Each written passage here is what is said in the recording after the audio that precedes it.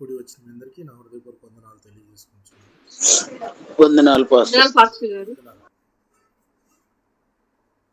దేవుని వాక్యాన్ని ధ్యానిద్దాం ప్రియులారా. ఇర్మియా గ్రంథము 47వ సెషన్లో ఉన్నాం. మనము 12వ ప్రవచనంలో ఉన్నాం. యూదాకు ఇర్మియా గారు ప్రకటిస్తున్న ప్రవచనాలలో 12వ ప్రవచనంలో ఉన్నాం. 25వ అధ్యాయము 11, 12, 13 వచనాలను 11 నుంచి 14 వచనాలను చదువుకొని నేటి వాక్య ధ్యానాన్ని ప్రారంభించుకుందాం. 25వ అధ్యాయంలో 11 నుంచి 14 వచనాలను చదువుకొని నేటి వాక్య ధ్యానాన్ని ప్రారంభించుకుందాం.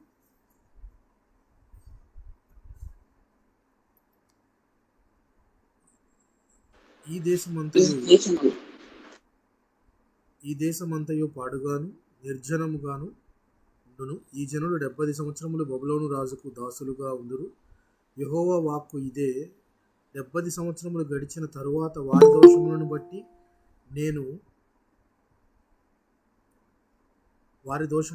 నేను బబులోను రాజును ఆ జనులను కల్దీయుల దేశమును శిక్షింతును. ఆ దేశము ఎప్పుడు పాడుగా నుండునట్లు నియమింతును. నేను ఆ దేశమును గూర్చి సెలవిచ్చిన మాటలన్నీ ఇర్మియా ఈ జనములన్నిటినీ గూర్చి ప్రకటింపగా ఈ గ్రంథములో రాయబడినదంతయు ఆ దేశం మీదకి రప్పించెదను.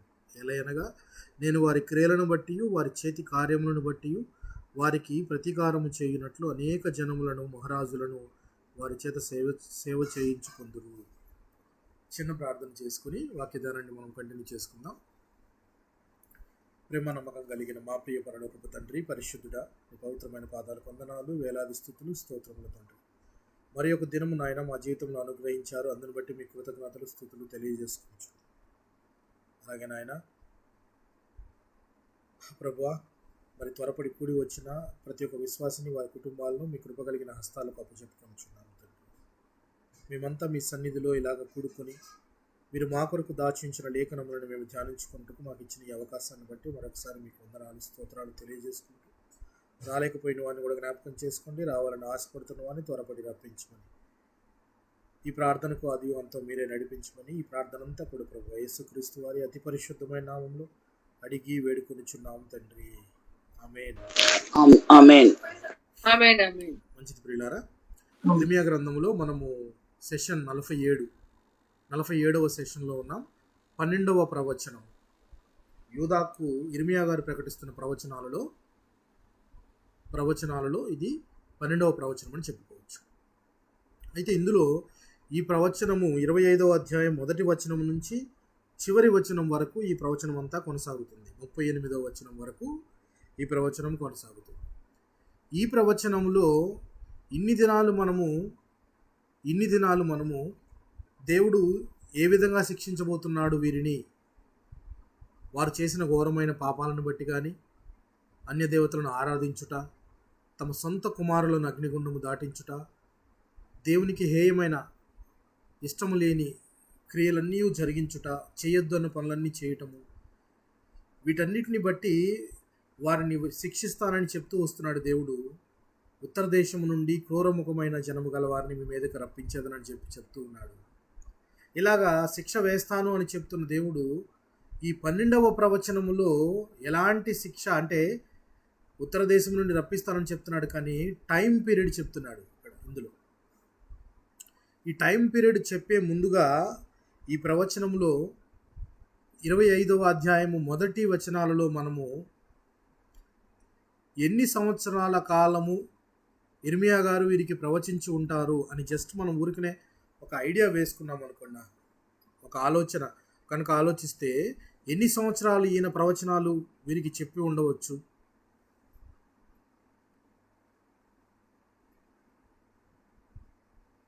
ఇర్మియా గారు ఎన్ని సంవత్సరాలు ఈ యొక్క యూదా ప్రజలకు దేవుని ప్రవచనాలను లేక దేవుని పరిచర్య కొనసాగించి ఉండవచ్చు?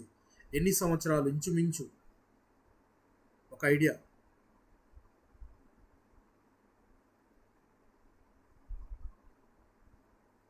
ఎన్ని సంవత్సరాలు చేసి ఉండొచ్చు పిల్లారా?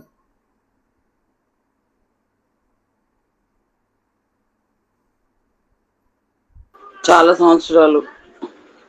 ఇక్కడ చాలా సంవత్సరాలు అని మనం అనుకుంటే, ఒక గెస్ నెంబర్ కనుక మనం ఆలోచిస్తే, ఇక్కడ అది ఇర్మియా గారు కూడా దాన్ని కోట్ చేస్తూ ఉన్నాడు.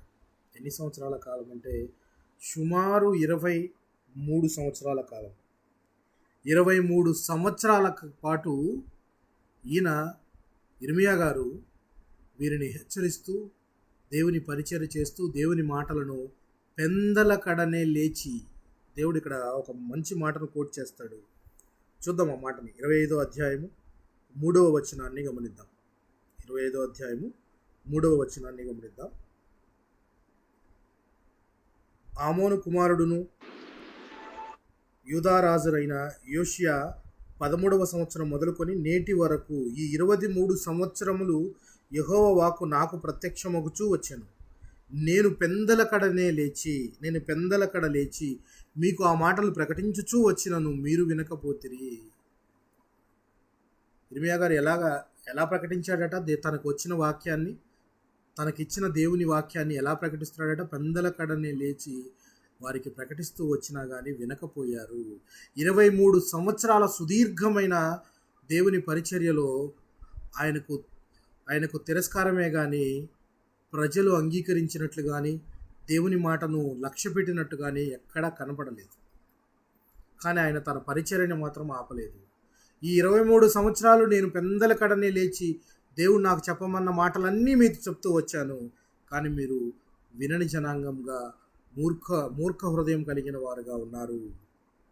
మీ చేతి పనుల వలన నాకు కోపం పుట్టించుకుంటున్నట్లు, నేను మీకు ఏ బాధయు కలుగజేయకుండానట్లు అన్య దేవతలను అనుసరించుటయు, వాటిని పూజించుటయు, వాటికి నమస్కారం చేయుటయు మాని మీరందరూ మీ చెడ్డ మార్గములను, మీ దుష్టక్రియలను విడిచిపెట్టి తిరిగిన ఎడల యెహోవా మీకును మీ పితరులకును నిత్య నివాసముగా దయచేసిన దేశములో మీరు నివసింతురు.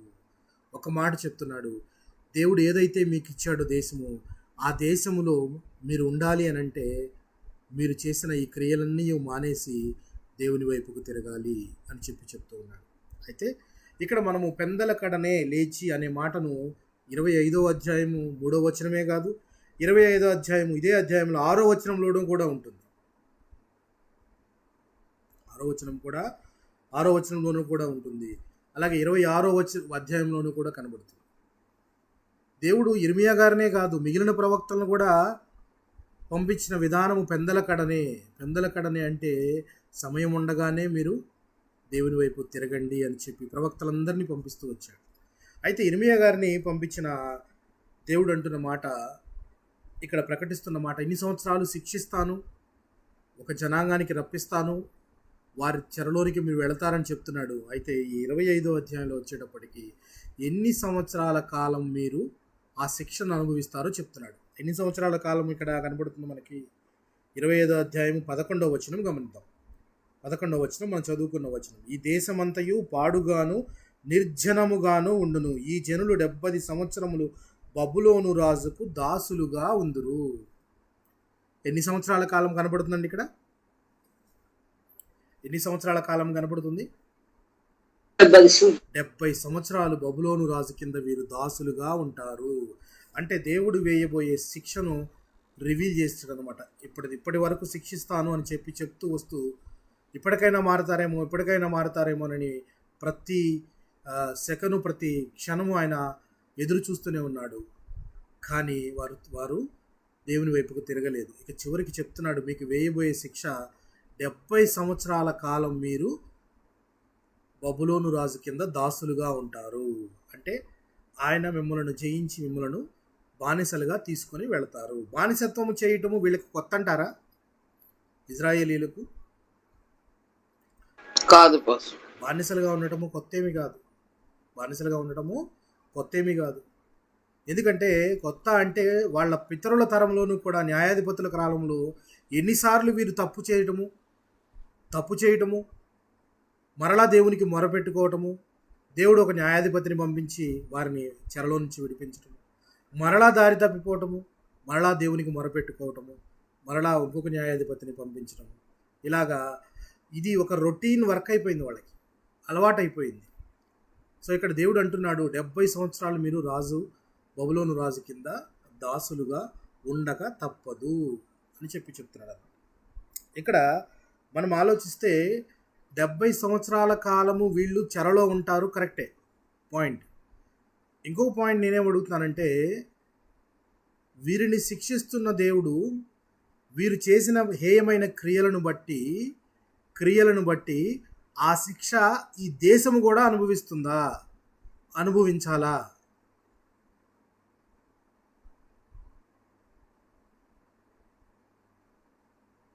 అనుభవిస్తుంది.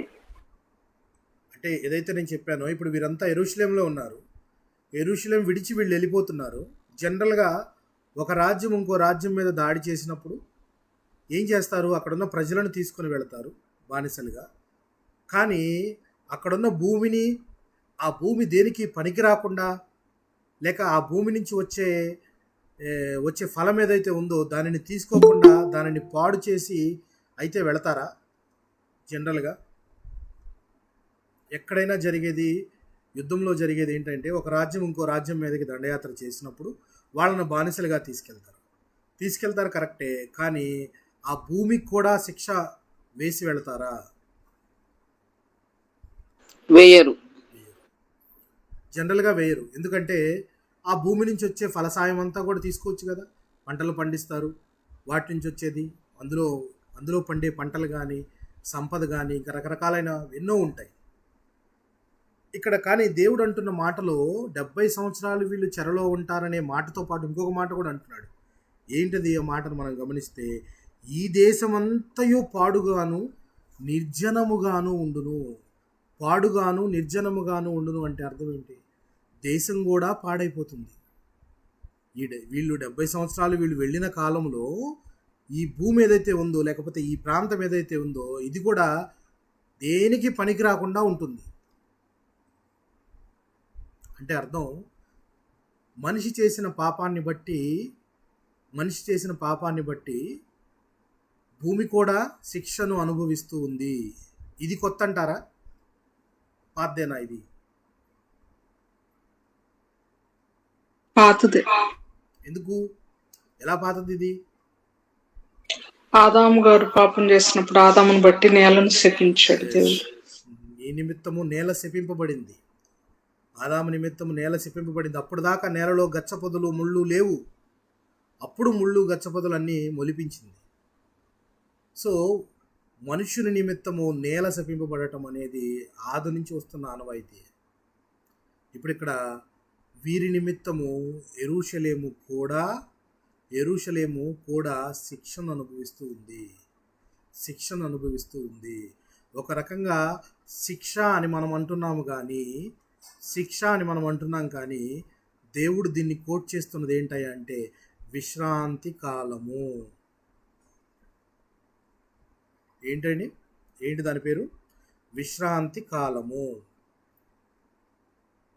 విశ్రాంతి కాలము అనేది, లేక విశ్రాంతి దినము అనేది మనం పాత నిబంధనలో చూసామా లేదండి? సబ్బాత్ చూసామా?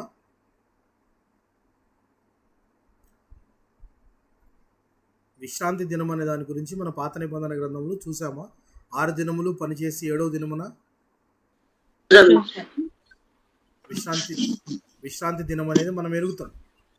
అయితే ఇక్కడ ఆలోచిస్తే విశ్రాంతి అనేది మానవునికే కాదు, భూమికి కూడా విశ్రాంతి అనేది కావాలా వద్దా?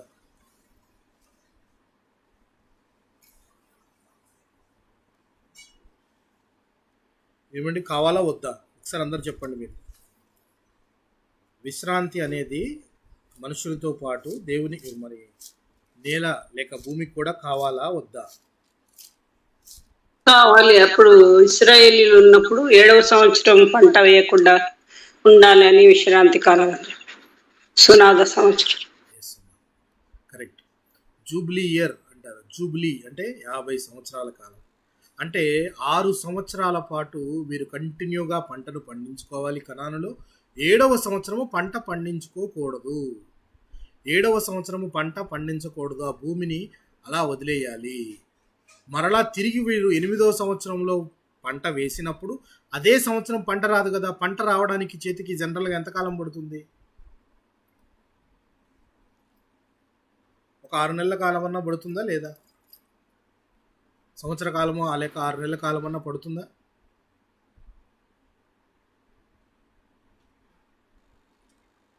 పంట పండడానికి ఎంతకాలం పడుతుంది?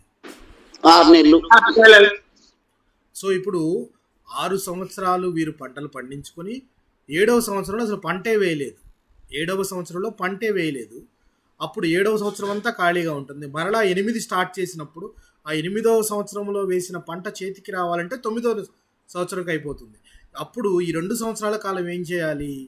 2 సంవత్సరాల కాలం ఎలా అని మీరు ఆలోచిస్తారేమో అని చెప్పేసి దేవుడు 6వ సంవత్సరంలో పండే పంటను సమృద్ధిగా 3 సంవత్సరాల కాలం పాటు సరిపోయేంతగా ఇస్తారండి. ఇది దేవుని కృప అంటే ఇలా ఉంటుంది. ఆయన మన ఆలోచనల కంటే ఆయన ఆలోచనలు ఎప్పుడూ ఉన్నతంగా ఉంటాయి. ఆయన తలంపులే వేరుగుంటాయి. మీరు అలాగ బాధపడతారేమో ఒకవేళ. అందుకని 6వ సంవత్సరంలో మీరు వేయబోయే పంటలోనే నేను డబుల్ ద పోర్షన్ ఇస్తాను. అప్పుడు మీకు అది 7లోను 8లోను మరలా తిరిగి పంట మీ చేతికి వచ్చేదాకా అది మీ దగ్గర ఉంటుంది. అలాగా 6 సంవత్సరాల కాలం తర్వాత 1 సంవత్సరం ఖాళీగా ఉండాలి. ఇట్లాగా 7 సైకిల్స్ కనుక మనం లెక్కేస్తే 7 × 7 49 సంవత్సరాలు. 50వ సంవత్సరము అది సునాద సంవత్సర కాలము, జూబ్లీ ఇయర్ అంటారు. Jubilee year. సో భూమినికి విశ్రాంతినివ్వటము అనేది కూడా ఇక్కడ దేవుడు ఇన్ని దినాలు 70 సంవత్సరాలు ఈ జనాలంతా కూడా బబులోను చెరలో ఉన్నప్పుడు ఈ భూమి నిర్జనముగా అంటే జనమే లేకుండా తిరగకుండా పాడుదిబ్బగా ఉంటుంది అన్నట్లుగా చెప్తున్నాడు. అంటే ఇక దానిలో పంట అనేది పండకుండా ఉంటుంది. ఇదే మాటను మనము లేవీకాండము 25వ అధ్యాయంలో ఈ యొక్క సునాద సంవత్సరం గురించి మనం చూడొచ్చు. సునాద సంవత్సరం గురించి మనము ఒక్క మాటను చదువుకొని చూద్దాం. మనం 25వ అధ్యాయము లేవియాకాండం 25వ అధ్యాయము 3 మరియు 4 వచనాలను చూద్దాం. 3, 4, 5 వచనాలు కూడా చూద్దాం. 3, 4, 5 వచనాలు.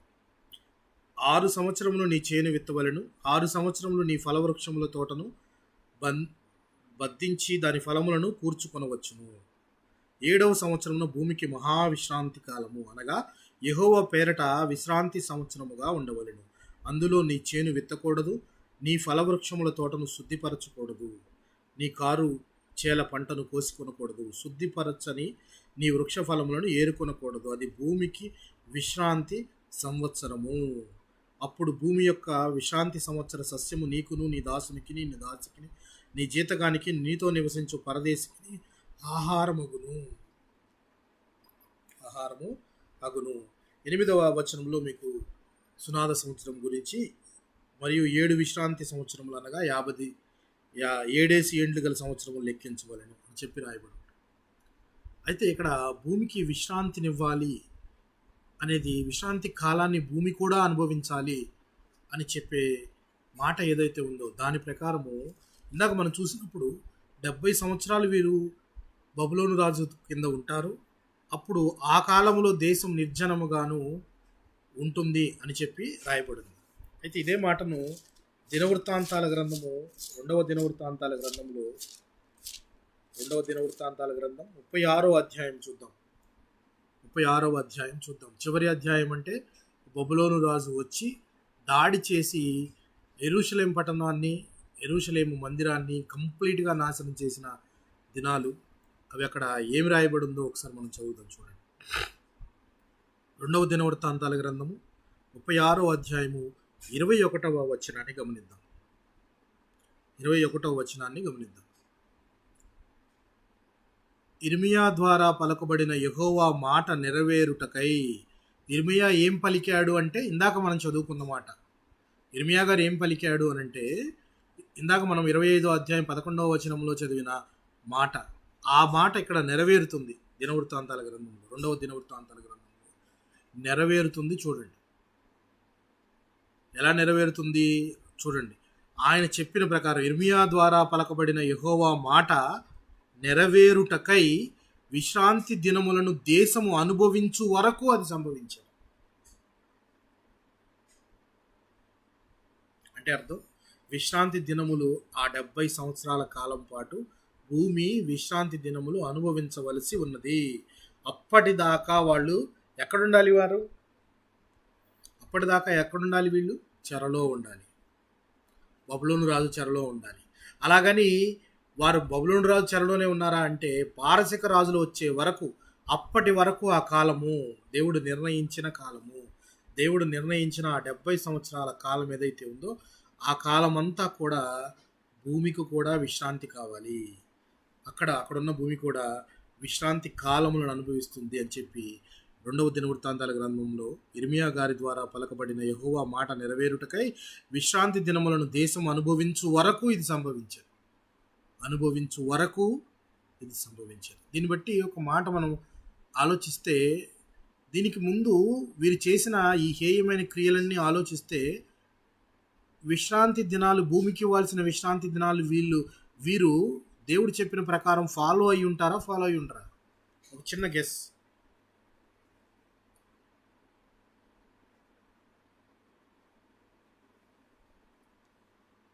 ఫాలో అయి ఉండొచ్చా, లేకపోతే వీళ్ళు ఫాలో అవ్వలేదంటారా?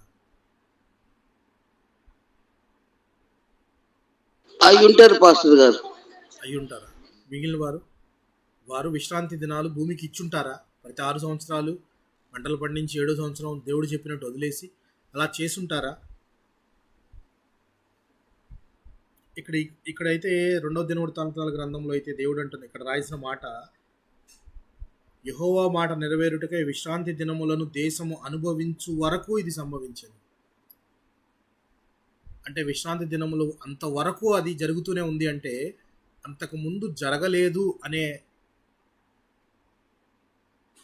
జరగలేదు అనే మాట అర్థం వస్తుంది అన్నట్టు నాకు అనిపిస్తుంది. మీకేమనిపిస్తుంది?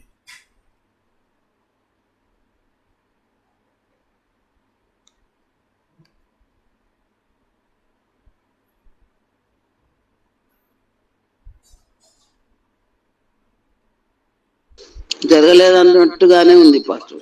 ఎందుకంటే తర్వాత వచనం చూడండి. తర్వాత వచనం చూడండి. దేశము పాడుగానున్న 70 సంవత్సరాల కాలము అది విశ్రాంతి దినములను అనుభవించెను. ఎందుకనంటే ఒక రకంగా ఆలోచిస్తే, నిర్జనంగా ఉంటే, లేక అసలు ఏమి పండకుండా ఆ భూమి నిర్జీవంగా ఉంటే ఆ భూమికి మంచిదంటారా? జనరల్గా భూమి మీద ఏదైనా పండుతున్న భూమిని మంచి భూమి అంటారా? ఏమీ ఉండకుండా కంప్లీట్గా అసలు జనాలే తిరగకుండా దాన్ని విడిచివేశారు అన్నట్లుగా ఆ స్థలం ఉంటే, ఆ స్థలంలో పంట లేదు, ఏమీ లేదు. అలాంటి ప్రదేశాలను జనరల్గా మనం మంచి ప్రదేశాలుగా అనిపించవు. కానీ ఇక్కడ మనం చదువుకున్న మాట ఏంటంటే, 70 సంవత్సరాల కాలం అది ఆ భూమికి శిక్షలా కనబట్టలేదు, అది విశ్రాంతి దినములను అనుభవించెను. అంటే ఈ 70 సంవత్సరాలు వీళ్ళు చెరలో అనుభవిస్తున్నారు, కానీ ఈ భూమి నుంచి వచ్చే ఫలం ఏదైతే ఉందో అది అనుభవించడానికి అది ఇంకెవ్వరికీ సాధ్యం కావట్లేదు. అంతకాలము భూమి విశ్రాంతిని అనుభవించవలసిందే.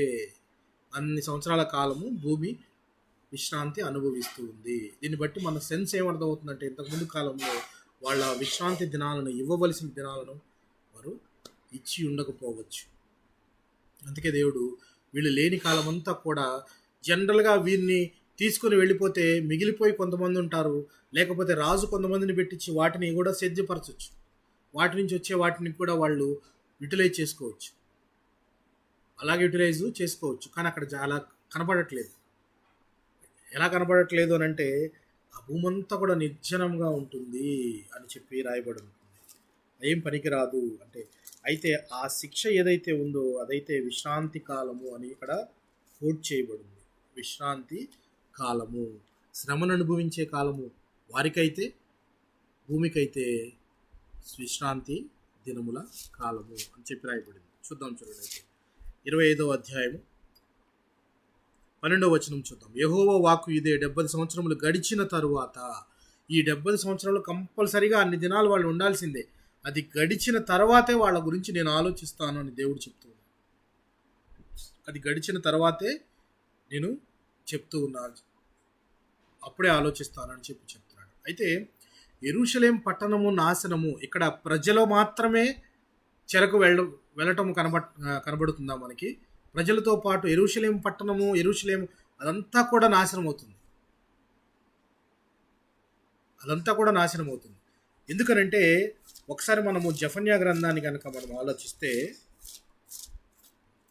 జెఫన్యా గ్రంథములో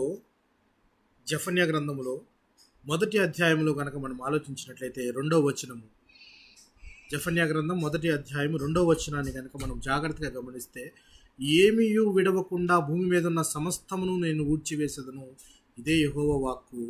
అందులో మనుషులేమి పశువులనేమి నేను ఊడ్చివేసేదను, ఆకాశ పక్షులు, సముద్ర మత్స్యములు, దుర్జనులేమి, వారు చేసిన అపవాదములేని నేను ఊడ్చివేసేదను, భూమి మీద అసలు ఎవ్వరూ లేకుండా మనుష్య జాతిని నిర్మూలనము చేసేదను.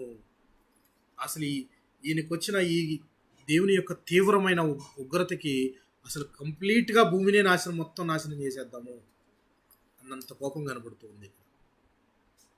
అలా ఆలోచిస్తే యెరూషలేము పట్టణం గురించి జెఫన్యా గారు కూడా చూడండి, దేవుడు ఏమంటున్నాడు ఆయన ద్వారా, కనానీయులందరూ నాశనమైనది, ద్రవ్యం సమకూర్చుకుని వారందరూ నిర్మూలన చేయబడిది.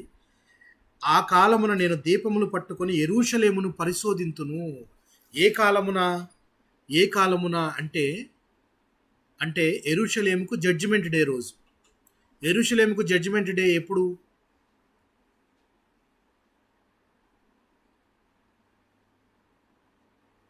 యెరూషలేముకు జడ్జిమెంట్ డే ఎప్పుడు? మనం చెప్పుకున్న ప్రకారం, ఇప్పుడు చెప్తున్న ప్రకారము యెరూషలేముకు తీర్పు తీర్చే దినం ఎప్పుడు?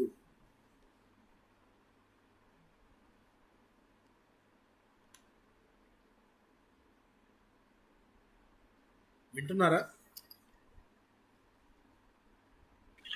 బబులోను వారు వచ్చి పాడు చేసి బబులోను వారు వచ్చి మొత్తం పాడు చేసి వారిని తీసుకెళ్ళినప్పుడు అదే వారికి ఒక రకమైన జడ్జిమెంట్ డే అనుకుందాం. ఆ దినమున దేవుడు ఏమంటున్నాడు చూసారా, ఆ దినమున నేను దీపములు పట్టుకొని యెరూషలేమును పరిశోధింతును. దీపం పట్టుకొని మరీ వెతకడం అంటే అర్థం ఏంటి? జనరల్గా దీపం పట్టుకొని మరీ పరిశోధిస్తాను అని దేవుడు అంటున్నాడంటే తప్పించుకోవడానికి వీలు లేకుండా ప్రతి వారిని శిక్షిస్తాననేనా అర్థం? అంతే కదండి. ఎవ్వరూ తప్పించుకోవడానికి లేదు. నేను దీపం పెట్టుకొని మరీ పరిశోధిస్తాను అంటే, దీపం పెట్టుకుంటే జనరల్గా దీపం పెట్టుకొని చూడటం అనగానే అందులో బాగా మ్యాగ్నిఫైయింగ్ గ్లాస్తో చూసేదానికి మామూలుగా చూసేదానికి తేడా ఉంటుందా? ఉండదండి.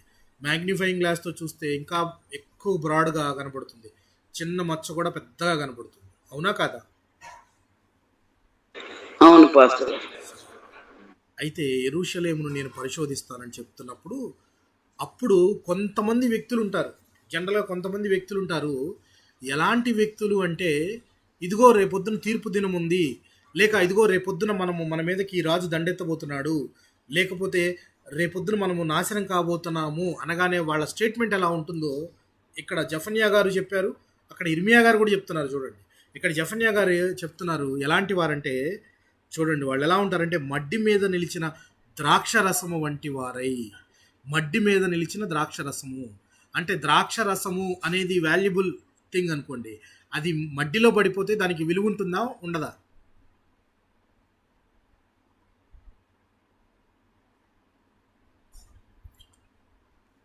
ఉండదు, మురికైపోతుంది, విలువ ఉండదు. అలాంటి వారు ఎలా అనుకుంటారంటే, దేవుడు మేలైనను కీడైనను చేయువాడు కాడని మనసులో అనుకుని వారిని కూడా శిక్షిస్తాను అంటారు.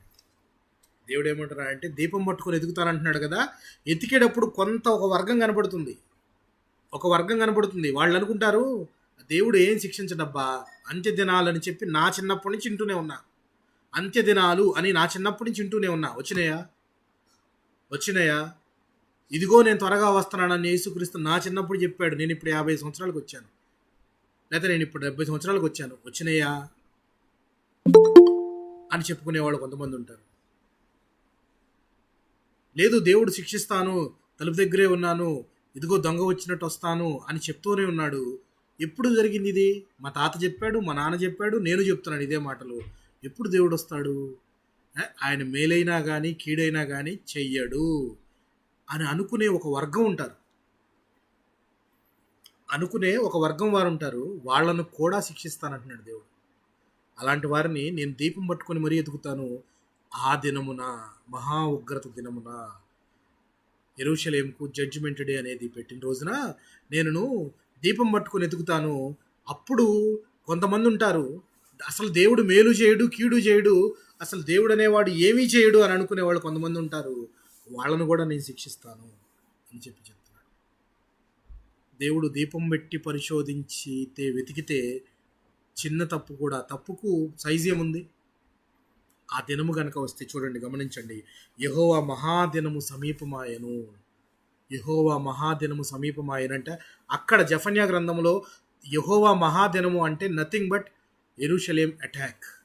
యెరూషలేం మీద బబులోను దాడి అనేది మహాదినము. వారికి జడ్జిమెంటే అది. 70 సంవత్సరాల కాలము వారు చెర అనుభవించాల్సిందే. 70 ఇయర్స్ అనగానే మోషే ప్రకారము మనిషి జీవిత కాలం ఎంత? ఆయన చెప్పిన కోట్ చేసిన దాని ప్రకారం చెప్పండి. 70 సంవత్సరంలో అధిక బలం ఉన్న యెడల 80. 80. అంటే అర్థం ఏంటి? ఒక జనరేషన్ మొత్తము చెరలోనే ఉంటున్నారు. చెర నుంచి వచ్చే వాళ్ళు ఆల్మోస్ట్ సెకండ్ జనరేషన్ అవుతారంటారా? వీళ్ళే బ్రతికి 70 సంవత్సరాలు ఈడ్చుకొని మరలా వాళ్ళే వస్తారా? ఇందులో పాసిబిలిటీ ఎంతవరకు ఉంటుందంటే 80-20 ఉండొచ్చు. 80-20 ఉండొచ్చు. 80-20 అంటే అర్థం ఏంటి? 80% new generation, 20 or 10% old generation. ఎందుకని ఓల్డ్ జనరేషన్ కూడా ఉంది అని మనం అంటున్నాము అంటే, వాళ్ళు తిరిగి వచ్చిన తర్వాత ఎజ్రా గ్రంథంలో దేవాలయం కట్టేటప్పుడు సొలొమోను మందిరాన్ని చూసిన వ్యక్తులు అక్కడ చూసి బాధపడటం, ఏడవటం మనం గమనిస్తాం. ఆ మందిరంతో పోలిస్తే ఈ మందిరం చాలా అంత మందిరం శోభాయమానంగా లేదు అన్నట్లుగా వాళ్ళు ఫీల్ అవుతూ ఉంటారు. అంటే వాళ్ళు కూడా ఉన్నారు, ఒక 10% ఆ జనరేషన్ వాళ్ళు కూడా ఉన్నారు. కానీ మనం ఆలోచిస్తే ఒక కంప్లీట్ జనరేషన్కి శిక్ష, ఒక తరం వారికి 70 సంవత్సరాల కాలం వాళ్ళు శిక్ష అనుభవించాల్సిందే అని చెప్తూ యెహోవా దినం అది వాళ్ళకి బబులోనుకు. అది జెఫన్యా గ్రంథంలో జెఫన్యా ఏమంటున్నాడు చూడండి. యెహోవా దినము సమీపమై అతి శీఘ్రముగా వచ్చుచున్నది, ఆలకించుడి. జెఫన్యా గారు చెప్పారు, పెందల కడని లేచి. ఈయన కూడా చెప్పాడు, ఇర్మియా గారు పెందల కడని లేచి 23 సంవత్సరాల కాలం పాటు చెప్తూనే ఉన్నాడు ఆయన. 23 సంవత్సరాల కాలములు చెప్పినా వాళ్ళు దాన్ని లెక్క చేయలే. జెఫన్యా గారు అయితే ఏమంటున్నారు చూడండి, శీఘ్రంగా వచ్చుచున్నది, ఆలకించుడి, యెహోవా దినము వచ్చుచున్నది, పరాక్రమశాలురు మహారోదనము చేయుదురు. బలవంతులు అనుకుంటారు కదా, వాళ్ళందరూ కూడా మహారోదనం చేస్తారట. ఆ దినము ఉగ్రత దినము, శ్రమయు ఉపద్రవమును మహానాశనమును కమ్ము దినము, అంధకారము గాఢాంధకారము కమ్ము దినము, మేఘములను గాఢాంధకారము కమ్ము దినము. ఆ దినమును ప్రాకారం గల పట్టణముల దగ్గరను ఎత్తైన గోపురముల దగ్గరను యుద్ధ ఘోషను బాకానాదము వినబడుదును. ఆ రోజున అసలు ఎలా ఉంటుందో ఎంత చక్కగా వివరించాడో చూడండి ఆయన. ఆ రోజున యుద్ధ ఘోష వినపడుతుందట. చివరికి ఆయన కోట్ చేస్తాడు, ఆ దినమున మీ దగ్గర డబ్బు, మీ దగ్గర బంగారము, లేక మీ ధనము, మీ ఆస్తులు ఏవి మిమ్మలను కాపాడలేవు. ఉగ్రత దినమున ఏది మిమ్మలను కాపాడలేదు అని చెప్పకనే చెప్తూ ఉన్నాడు. ఉగ్రత దినం రోజున మీ వెండి బంగారములు మిమ్మలను కాపాడలేవు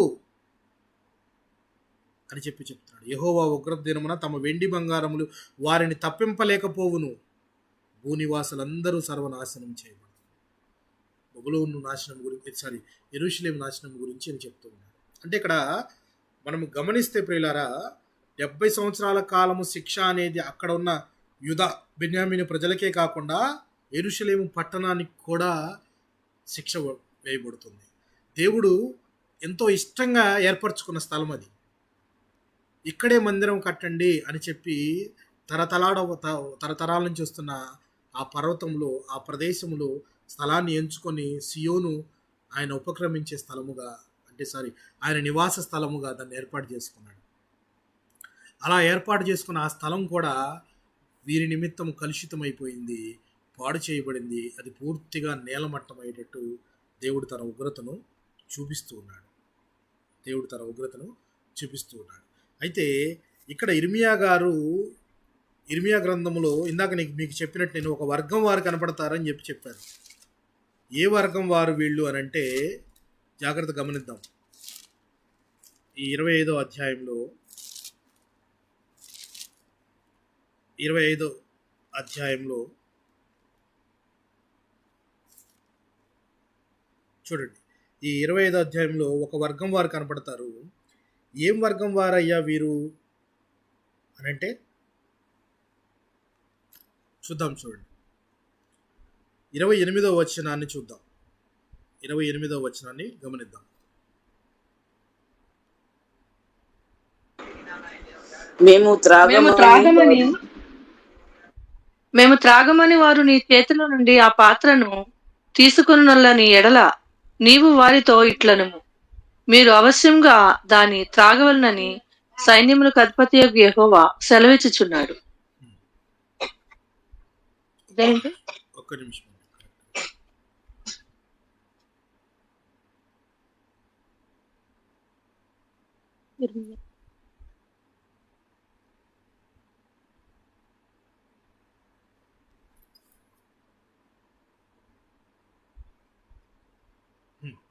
గమనిద్దాం. ఇక్కడ గమనించినట్లయితే వీళ్ళందరూ కూడా తాగి మత్తిల్లి పడిపోతారు అని చెప్పేసి, అంటే వీళ్ళందరికీ ఈ మాటలు చెప్పినా కానీ నాశనం వస్తుంది, మీరందరూ ఇదైపోతారని చెప్పినా కానీ వినకుండా ఒక జనం ఉంటారని చెప్పారు. ఇలాంటి వారు మనకి యెషయా గ్రంథంలో కనపడతారు. ఒకసారి చూద్దాం. యెషయా గ్రంథం. ఇర్మియా గారి ముందుగా వచ్చిన ప్రవక్త అయిన యెషయా గారు ఏం చెప్పారో 22వ అధ్యాయంలో చూద్దాం. 22వ అధ్యాయంలో యెషయా గారు కూడా యెరూషలేము నాశనం అవుతుంది అని ప్రకటించడం మనం చూస్తాం. 22వ అధ్యాయంలో చూద్దాం. 22వ అధ్యాయంలో 9-10 వచనాలు కనుక మనం గమనించినట్లయితే, దావీదు పట్టణపు ప్రాకారము చాలా మట్టుకు పడిపోయినదని తెలుసుకొని దిగువనున్న కోనేటి నీళ్లను మీరు సమకూర్చితిరి. యెరూషలేము ఇండ్లను లెక్కపెట్టి ప్రాకారమును గట్టి చేయుటకు ఇండ్లను పడగొట్టితిరి. అయితే ఇక్కడ 12-13 వచనాలు కనుక మనం గమనిస్తే, ఆ దినమున ఏడ్చుటకు అంగలార్చుటకు తలబోడి చేసుకున్నట్టుకు గోనెపట్ట కట్టుకున్నట్టుకును సైన్యములకు అధిపతియగు ప్రభువగు యెహోవా మిమ్మును పిలువగా. ఇప్పుడు చూడండి, ఈ 23 సంవత్సరాల కాలంలో ప్రవక్తలు చేసిన పనే దేవుడు కూడా చెప్తున్నాడు. ఏమనంటే, ఉగ్రత దినము సమీపిస్తుంది.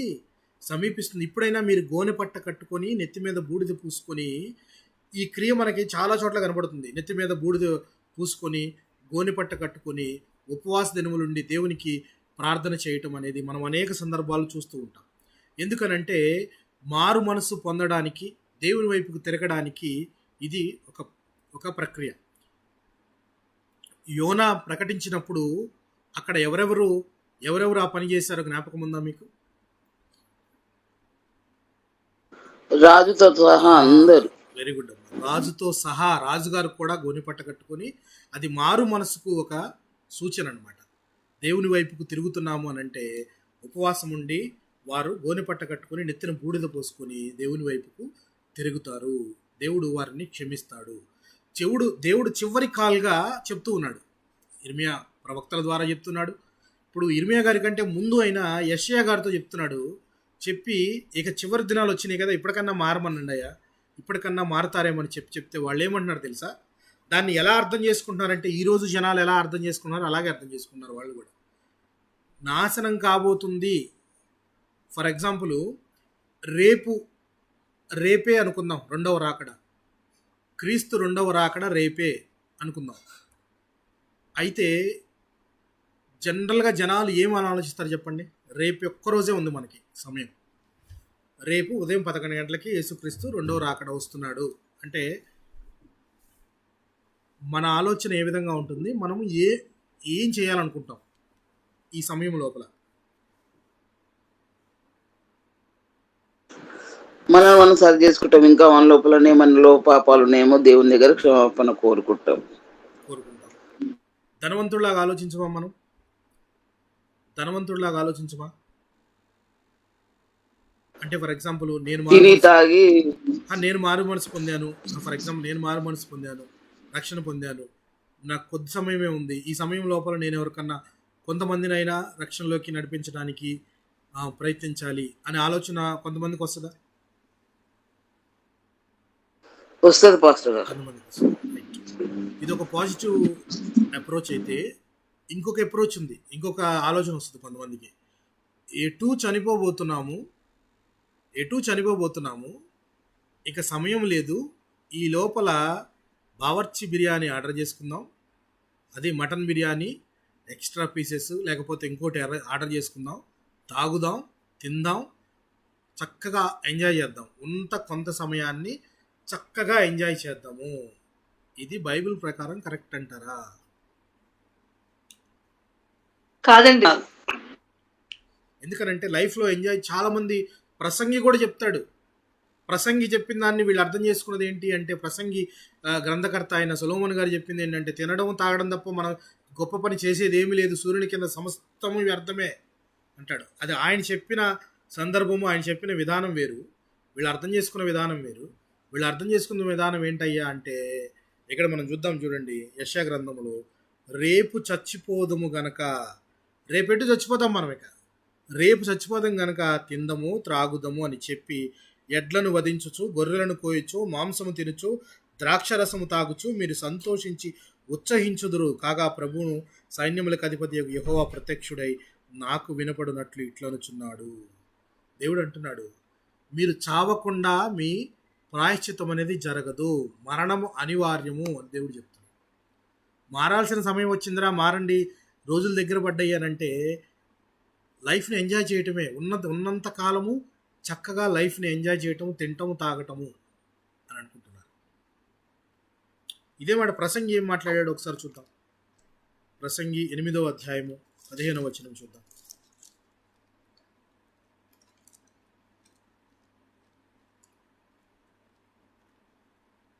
అన్నపానములు పుచ్చుకొని సంతోషించుట కంటే మనుషులకు లాభకరమైనది ఒకటి లేదు గనుక నేను సంతోషమును పొగడితిని. బ్రతికి కష్టపడాలని దేవుడు వారికి నియమించిన కాలమంతయు ఇదే వారికి తోడుగా ఉన్నది. ఇదే వారికి తోడుగా ఉందట. ఆయన చెప్తున్న ప్రకారము 8వ అధ్యాయం 15వ వచనం కనుక మనం గమనించినట్లయితే, అన్నపానములు పుచ్చుకొని సంతోషించుట కంటే మనుషులకు లాభకరమైనదొకటియును లేదు గనుక నేను సంతోషమును పొగడితిని.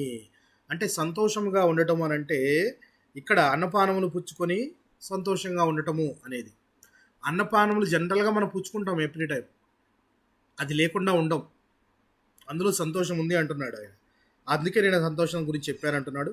బ్రతికి కష్టపడవాలని దేవుడు వారికి నియమించిన కాలమంతయు ఇదియే వారికి తోడుగానున్నది. జీవితకాలం అంతా వారికి తోడుగా ఉన్నది ఏందయ్యా అంటే ఇదే, తినటము తాగటము, జీవితకాలం అంతా ఇదే ఉంది.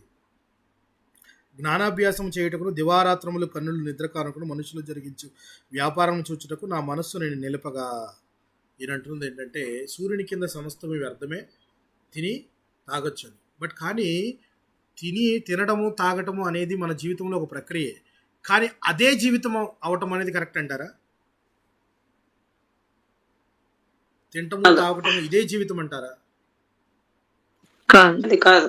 ఎందుకనంటే విశ్వాసికి అవిశ్వాసికి ఉన్న తేడా ఒకటే. విశ్వాసి తన జీవితాన్ని ఏ విధంగా జీవిస్తాడంటే, మరణము తర్వాత జీవితం ఉంది అనుకునేవాడు విశ్వాసి. మరణించిన తర్వాత ఇక మనకంటూ ఏమీ లేదు, మనకేమీ తెలియదు, మనకు అసలు ఇక లోకమే లేదు, మనకు ఇంకొక జీవితం అనేది లేదు, అందుకని ఉన్నంత కాలము భూమి మీద తిని తాగి ఎంజాయ్ చేయటమే కరెక్ట్ పద్ధతి.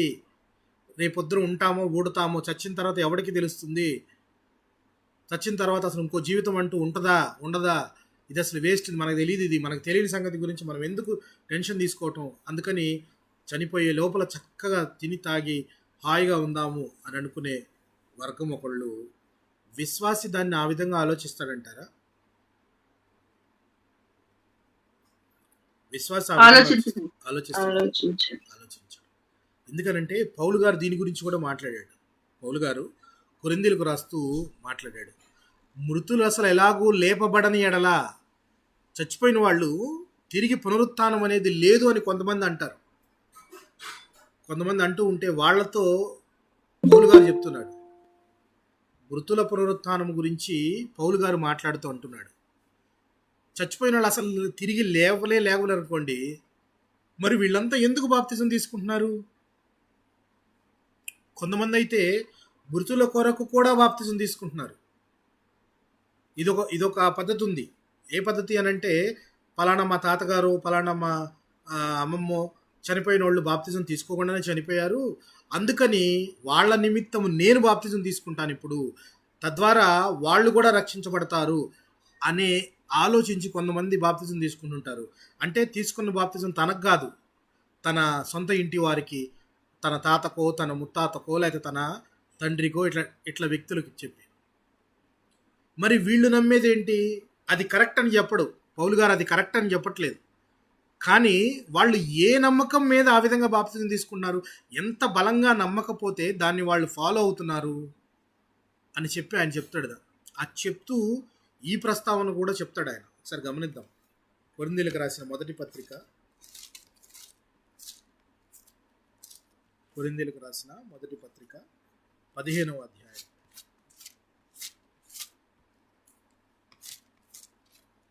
కొరింథీయులకు రాసిన మొదటి పత్రిక 15వ అధ్యాయము 32వ వచనాన్ని గమనిద్దాం.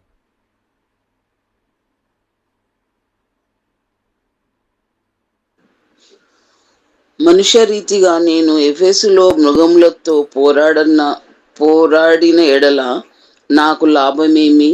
మృతులు లేపబడని ఎడల రేపు చనిపోదుము గనుక తిందము త్రాగుదుము. మోసపోకుడి, దుష్ట సాంగత్యము మంచి నడవడిని చెరుపును. చూసారా, మృతులు లేపబడని ఎడల అంటే రేపు నిత్య జీవం ఉంది, మరణించిన తర్వాత కూడా జీవితం ఉంది, మరణించిన తర్వాత కూడా మనకు ఒక లైఫ్ ఉంది అని ఆలోచింపని ఎడల వాడికి ఏం కలుగుతుంది అంటే తిందాము తాగుదాము అని ఆలోచన కలుగుతుంది. కానీ నిజమైన విశ్వాసికైతే నేను చనిపోయినను తిరిగి పునరుత్థానం అనేది నాకు ఉంది. పునరుత్థానం లేని ఎడల క్రీస్తు ఎలాగూ మరణించి తిరిగి పునరుత్థానుడయ్యాడు. ఒక మనుష్యుని ద్వారా పాపం ద్వారా మరణము లోకంలోకి వచ్చినట్టు అలాగే మనుష్యుని ద్వారా పునరుత్థానము కూడా మనకు ప్రాప్తించబడుతుంది. మొదటి ఆదాము లోకములోనికి పాపాన్ని మరణాన్ని తీసుకొస్తే కడపటి ఆదాము నిత్య జీవాన్ని లోకానికి పరిచయం చేశాడు. ఎవరి మొదటి ఆదాము, ఎవరి కడపటి ఆదాము? కడపటి కడపటి ఆదాము మన ప్రభు అయిన యేసుక్రీస్తు వారు. మొదటి ఆదాము అయితే పాపం చేసి మరణాన్ని తీసుకొచ్చాడు లోకంలోకి. ఒక మనుష్యుని ద్వారా పాపం అందరికీ సంక్రమించింది. అదే ప్రిన్సిపల్ కనుక నువ్వు ఇటు చూస్తే ఈయన క్రీస్తు ద్వారా నిత్య జీవం అందరికీ అనుగ్రహించబడుతుంది, కృప అందరికీ అనుగ్రహించబడుతుంది. ఒక మనుషుని ద్వారా మరణం ఎలా అందరికీ సంభవించిందో మరొక మనుషుని ద్వారా కడపటి ఆదాము ద్వారా నిత్య జీవం అందరికీ, కృప అందరికీ అనుగ్రహించబడుతుంది. ఆయన పునరుత్థానంలో ప్రథమ ఫలం ఆయన. అసలు మృతులనే వారు లేపబడని ఎడల విశ్వాసి జీవితానికి కానీ క్రైస్తవ జీవితానికంటూ ఒక అర్థం అనేదే ఉండదు. కరెక్ట్ అంటారా కాదంటారా?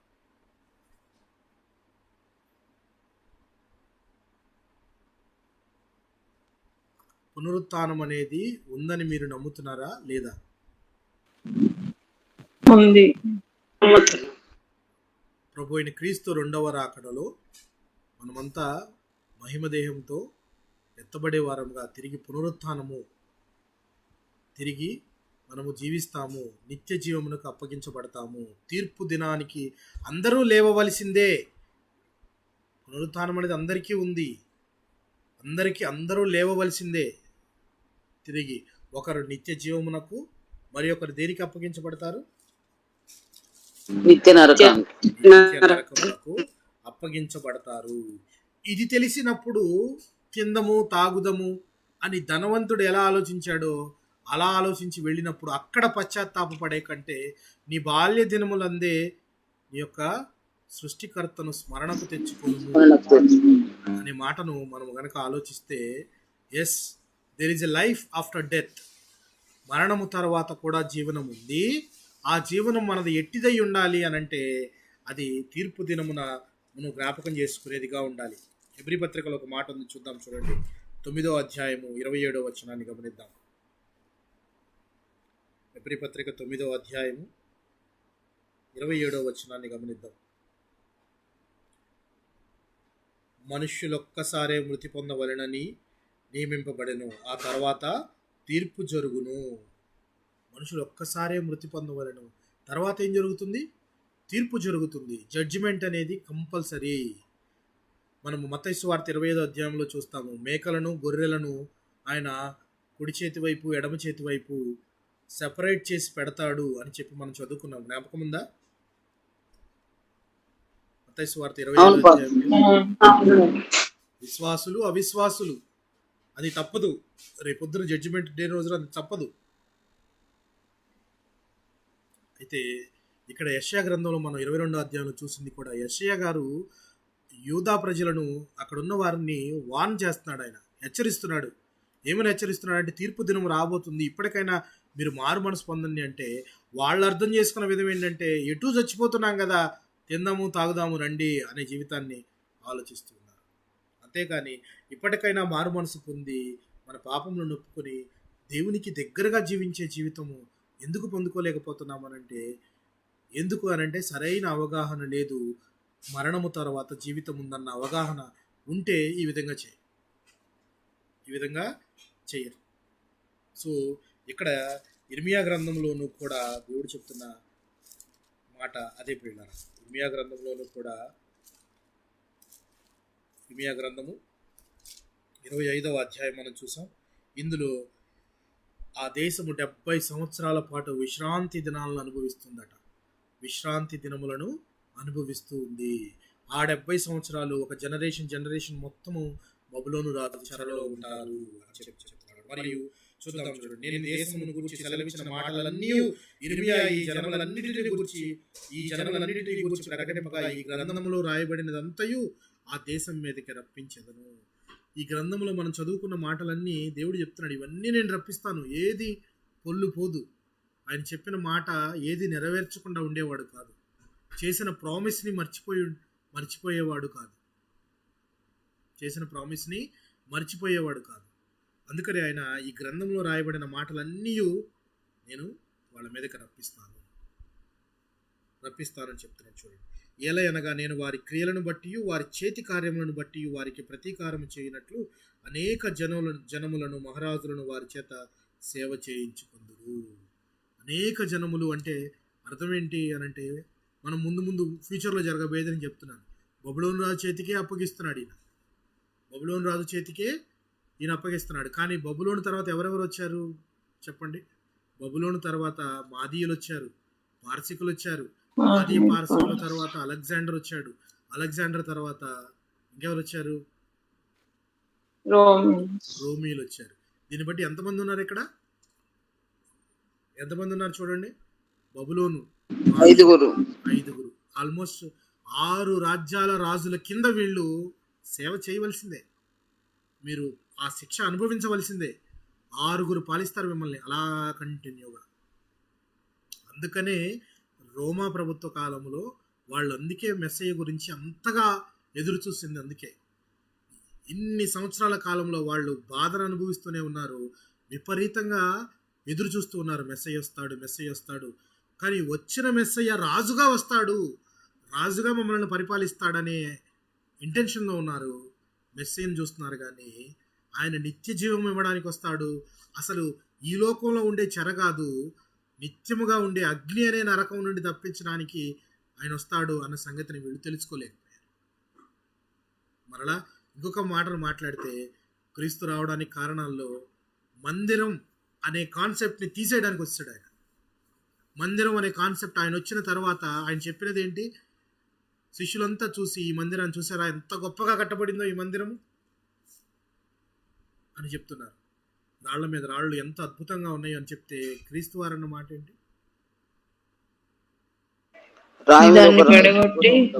ఈ రాయి మీద ఏది నిలబడదు, హస్తకృతములు ఇవేవి నిలబడవు. దేవుడు ఎందుకంటే దేవుడు మహా అద్భుత రీతిలో మోషే కాలంలోనూ కూడా ఆయన ఆకాశంలో నుండి ఒక అగ్ని రూపంలో మాట్లాడుతూ వాళ్ళకు తోడుగా ఉన్నాడు. అయితే వాళ్ళని నడిపిస్తున్న క్రమములో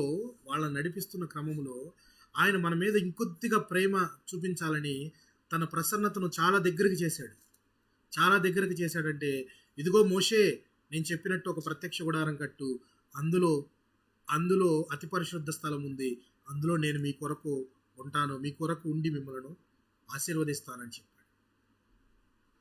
అంత దగ్గరగా ఉన్న దేవుడు తర్వాత సొలొమోను కట్టించిన మంటపంలోకి వచ్చాడు. ఇప్పుడు చివరికి యెరూషలేము ప్రజలు చేసిన పాపములను బట్టి ఆ మందిరం కూడా నాశనం కూల్చివేయబడుతుంది, పట్టణము పాడవబోతూ ఉంటే మరి దేవుడు ఎక్కడుంటాడు? అప్పుడు ఎక్కడుండాలి చెప్పండి? దగ్గరగా వచ్చి మీ దగ్గర ఉంటాను అంటే చేతులారా మనమే మనం చేసిన పనులను బట్టి వద్దు అనుకున్నాం. అందుకే దేవుడు యెహెజ్కేలు గ్రంథంలోనూ అన్నమాట, నేను వారికి ఒక క్రొత్త నిబంధనను ఇవ్వబోతూ ఉన్నాను, ఏ న్యూ టెస్ట్మెంట్. ఇప్పటిదాకా నేను ఇచ్చాను ఓల్డ్ టెస్ట్మెంట్ ఏదైతే ఉందో అది కాదు, అది నేను పలకల మీద రాసి ఇచ్చాను ఫాలో అవ్వడానికి. ఇది నేను వారి హృదయాల మీద రాస్తాను. That will be permanent for ever. అది ఎప్పటికైనా శాశ్వతంగా వారి హృదయాల్లో నిలిచిపోతుంది అని చెప్పి క్రొత్త నిబంధన ఇచ్చాడు. ఆ క్రొత్త నిబంధన అనేది మన యేసుక్రీస్తు రక్తం వలనైన నిబంధన. ఆయన రక్తం చిందించడం అనే ప్రక్రియను మనం మర్చిపోగలమంటారా?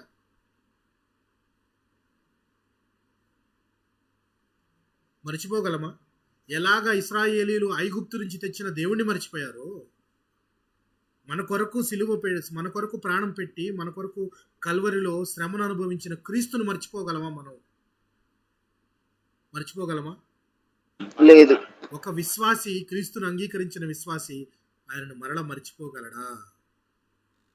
అది క్రొత్త నిబంధన. పాత నిబంధన అయితే ఉల్లంఘించారు, మర్చిపోయారు, తీసుకొచ్చిన దేవుణ్ణే కాదన్నారు.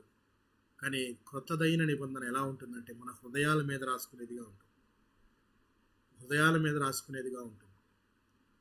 ఒక జ్ఞాని, ఒక బోధకుడయ్యుండి క్రీస్తుని అడుగుతాడు. ఆయన అన్ని నిబంధనల్లో ముఖ్యమైన నిబంధన ఏంటి చెప్పండి అని క్రీస్తుని అడుగుతాడు. క్రీస్తు చెప్పే మాట ఏంటి?